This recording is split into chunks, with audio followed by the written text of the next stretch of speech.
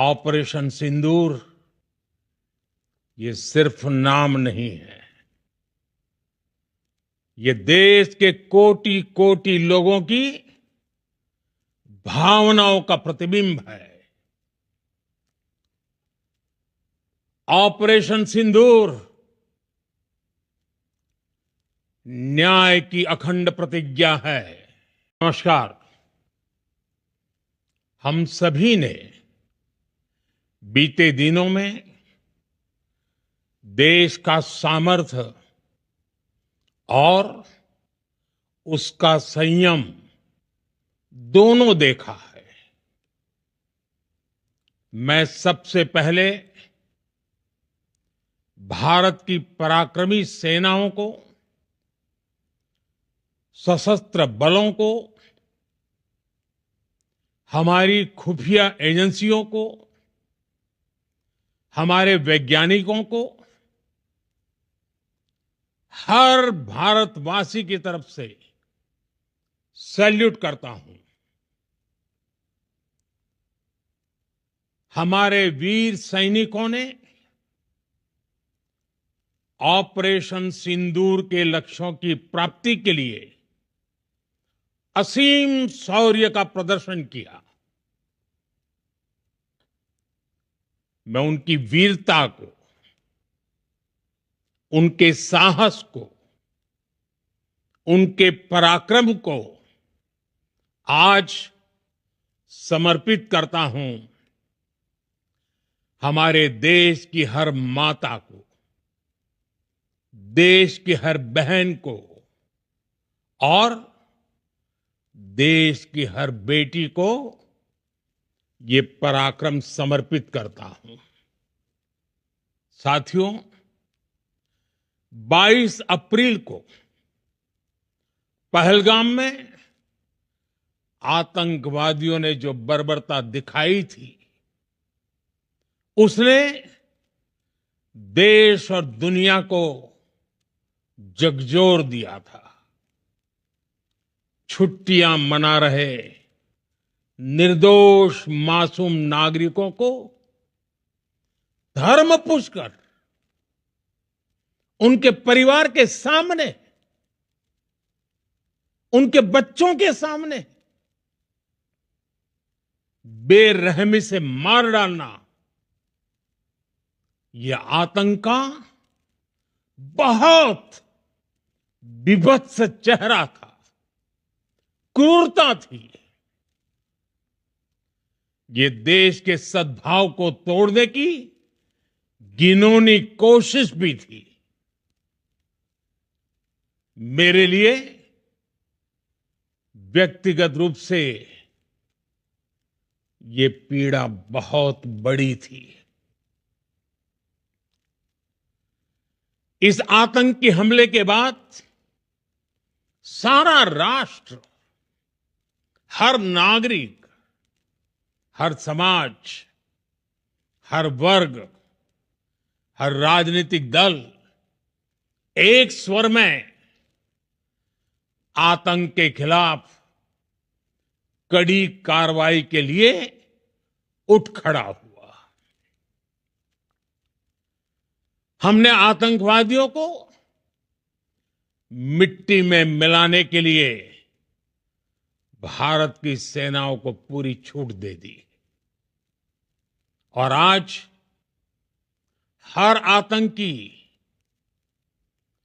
आतंक का हर संगठन जान चुका है कि हमारी बहनों बेटियों के माथे से सिंदूर हटाने का अंजाम क्या होता है। साथियों, ऑपरेशन सिंदूर ये सिर्फ नाम नहीं है। ये देश के कोटि कोटि लोगों की भावनाओं का प्रतिबिंब है। ऑपरेशन सिंदूर न्याय की अखंड प्रतिज्ञा है।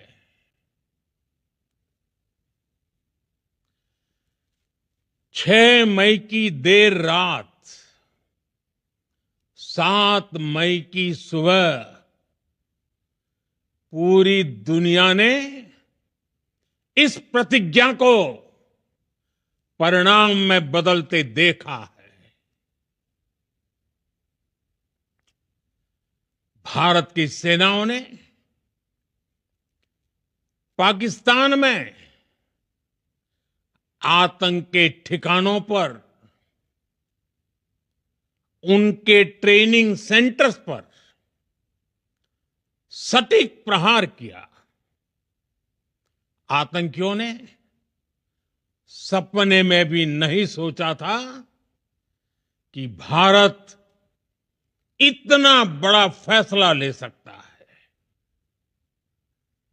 लेकिन जब देश एकजुट होता है, नेशन फर्स्ट की भावना से भरा होता है, राष्ट्र सर्वोपरि होता है, तो फौलादी फैसले लिए जाते हैं, परिणाम लाकर दिखाए जाते हैं। जब पाकिस्तान में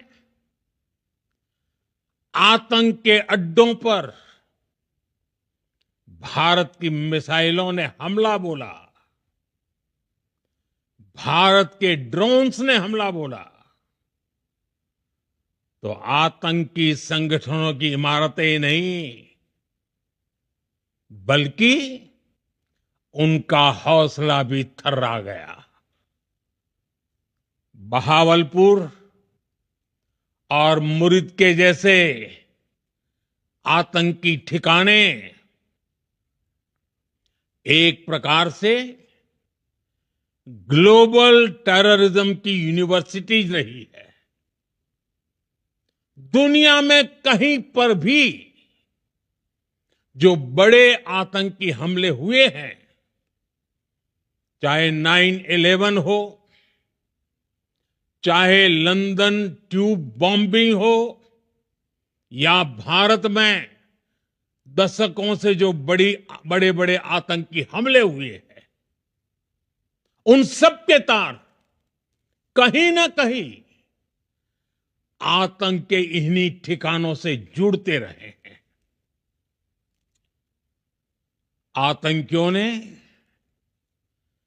हमारी बहनों का सिंदूर उजाड़ा था, इसलिए भारत ने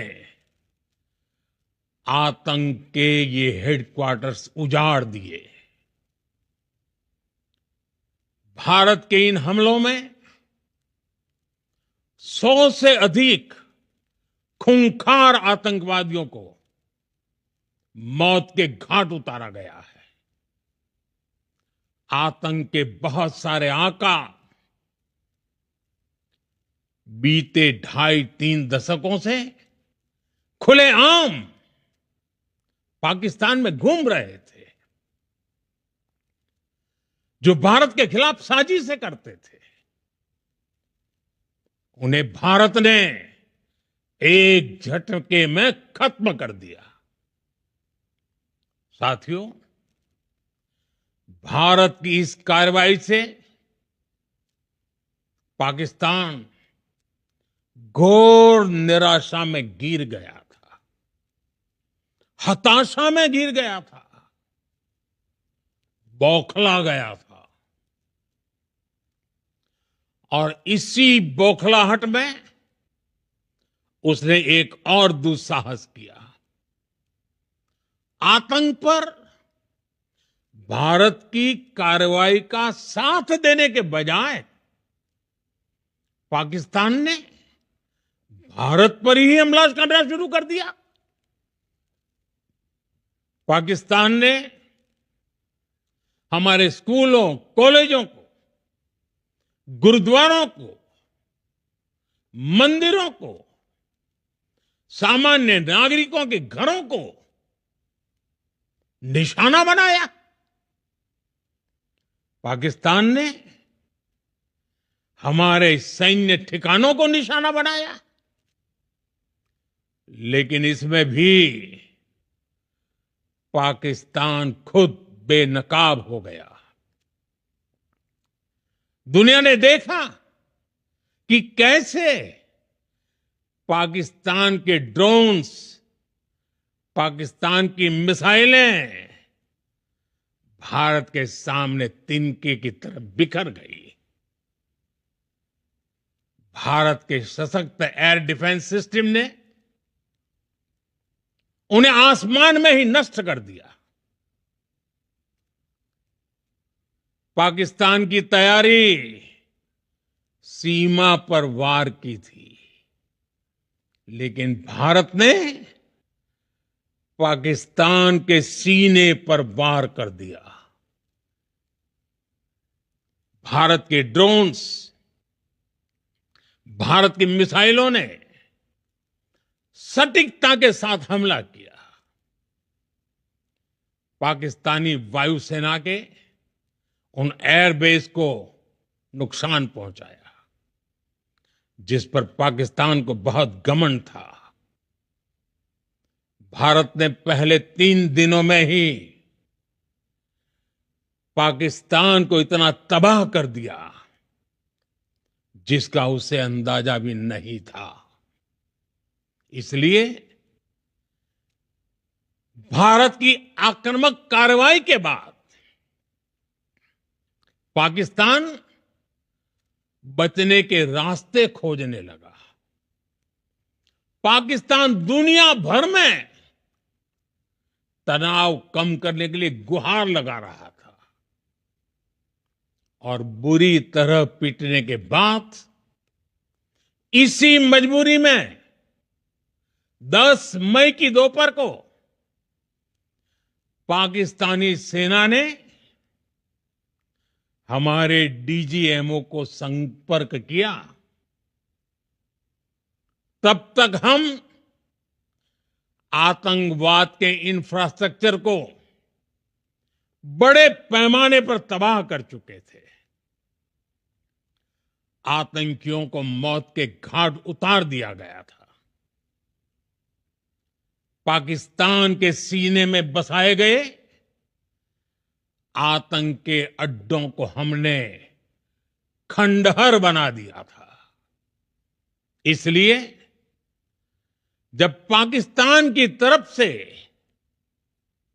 गुहार लगाई गई, पाकिस्तान की तरफ से जब ये कहा गया कि उसकी ओर से आगे कोई आतंकी गतिविधि और सैन्य दुस्साहस नहीं दिखाया जाएगा, तो भारत ने भी उस पर विचार किया। और मैं फिर दोहरा रहा हूं, हमने पाकिस्तान के आतंकी और सैन्य ठिकानों पर अपनी जवाबी कार्रवाई को अभी सिर्फ स्थगित किया है। आने वाले दिनों में हम पाकिस्तान के हर कदम को इस कसौटी पर मापेंगे कि वो क्या रवैया अपनाता है। साथियों, भारत की तीनों सेनाएं, हमारी एयरफोर्स, हमारी आर्मी और हमारी नेवी, हमारी border security force BSF, Bharat के अर्धसैनिक बल लगातार अलर्ट पर है। सर्जिकल स्ट्राइक और एयर स्ट्राइक के बाद अब ऑपरेशन सिंदूर आतंक के खिलाफ भारत की नीति है। ऑपरेशन सिंदूर ने आतंक के खिलाफ लड़ाई में एक नई लकीर खींच दी है, एक नया पैमाना, न्यू नॉर्मल तय कर दिया है। पहला, भारत पर आतंकी हमला हुआ तो मुंह तोड़ जवाब दिया जाएगा। हम अपने तरीके से, अपनी शर्तों पर जवाब देकर रहेंगे। हर उस जगह जाकर कठोर कार्रवाई करेंगे जहां से आतंक की जड़ें निकलती हैं। दूसरा, कोई भी न्यूक्लियर ब्लैकमेल भारत नहीं सहेगा। न्यूक्लियर ब्लैकमेल की आड़ में पनप रहे आतंकी ठिकानों पर भारत सटीक और निर्णायक प्रहार करेगा। तीसरा,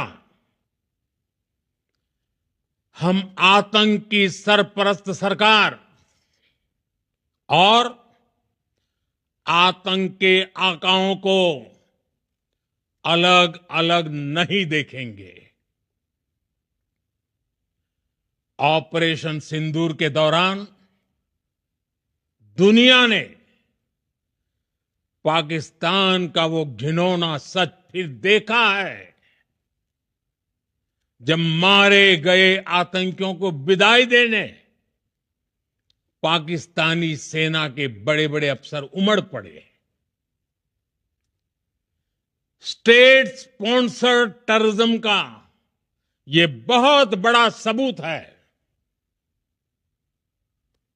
हम भारत और अपने नागरिकों को किसी भी खतरे से बचाने के लिए लगातार निर्णायक कदम उठाते रहेंगे।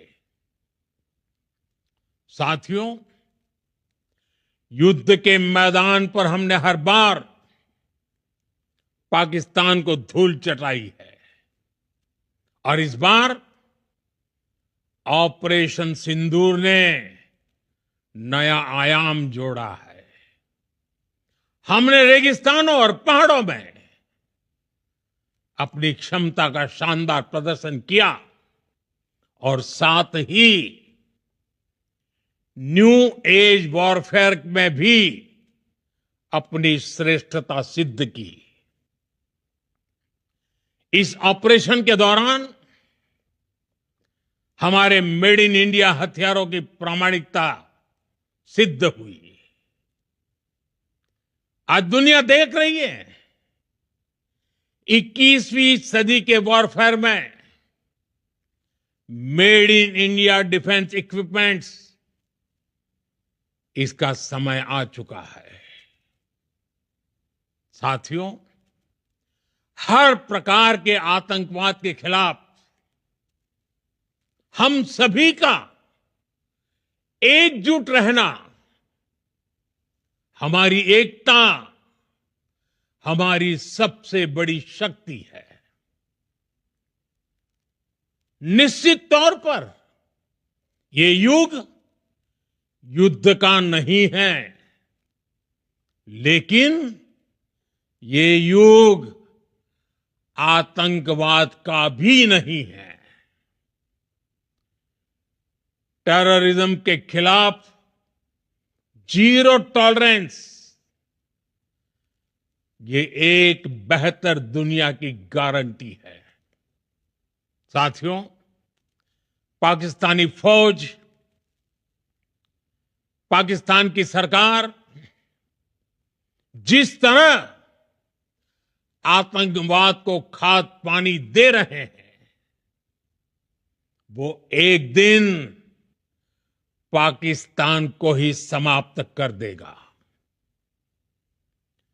पाकिस्तान को अगर बचना है तो उसे अपने टेरर इंफ्रास्ट्रक्चर का सफाया करना ही होगा।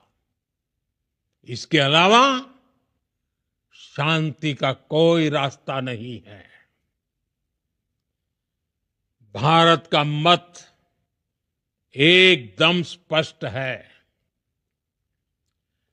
टेरर और टॉक एक साथ नहीं हो सकते।